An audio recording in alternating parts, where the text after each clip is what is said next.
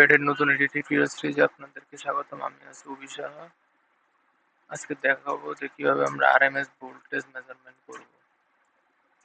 চলেন আমরা সার্কিটটা দেখি। সার্কিটটাও সেম এভারেজ কারেন্ট এভারেজ ভোল্টেজের মতোই। আমরা এখানে কানেকশন দিচ্ছি, আমরা 312 ভোল্ট আর আরএমএস ভ্যালু কত 212। আমরা সার্কিটটা রান করি।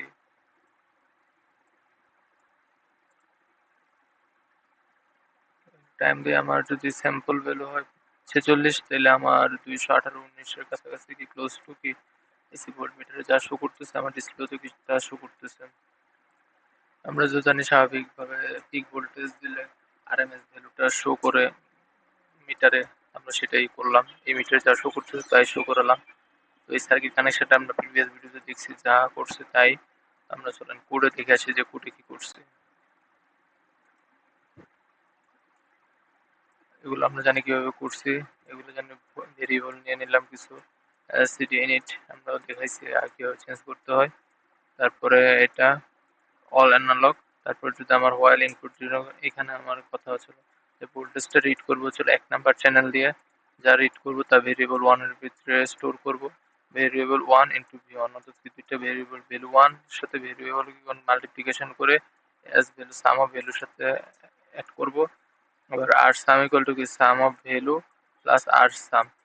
অর্থাৎ আমরা যদি ম্যাথমেটিক্যাল টার্ম চিন্তা করি, v1 ইনটু v2, প্রথমে হচ্ছে মাল্টিপ্লিকেশন করলাম, সেটা হচ্ছে এই ভ্যালুর মধ্যে প্লাস হলো। দেন হচ্ছে কি এটা প্লাস এটা v2 প্লাস v3। আমরা যে v1 v2 v3 যাব, সেটা কিভাবে যাব, এই যে i equal to i plus 1, অর্থাৎ কি v1 যদি একটা রিড করে দেন তারপর v2 নেবে, দেন তারপর v3 নেবে, তারপর v4 নেবে, এইভাবে বাড়তে থাকবে।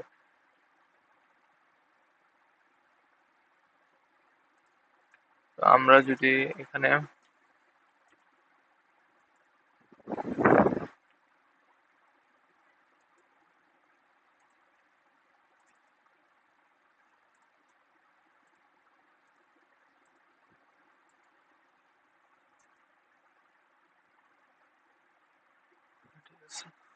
তাহলে আমরা যদি এখানে আর সাম ইকুয়াল টু ক্যালিব্রেট করতে হবে, তো আর সাম নিলাম। এখানে আর সাম একটা ভেরিয়েবল নিলাম, আর সাম যে এখানে আর সামের সাথে 10 দ্বারা ডিভাইড করলাম।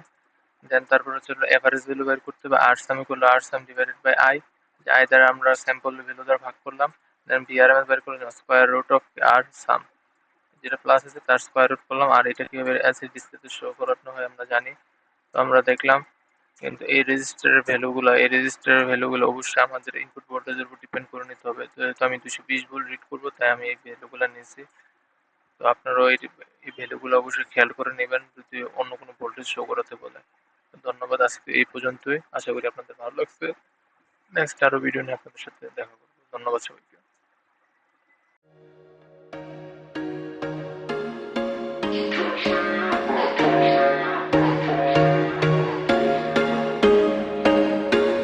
There was once a day that I would pray for you. I'd go and misbehave just so you'd notice too.